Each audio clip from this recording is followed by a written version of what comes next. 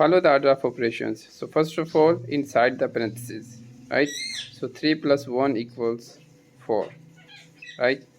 And 2 and times 5 minus 3 to the power of 0.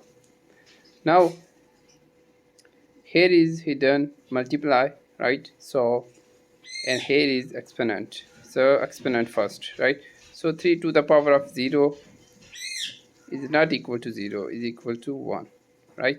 So here is 1 minus 5 times 2 and 4. Now multiplication must be done before subtraction, so multiply first.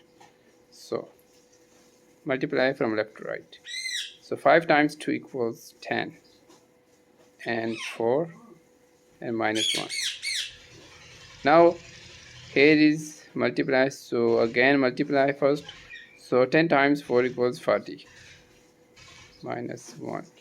1 minus 40 equals 39. Keep the negative sign.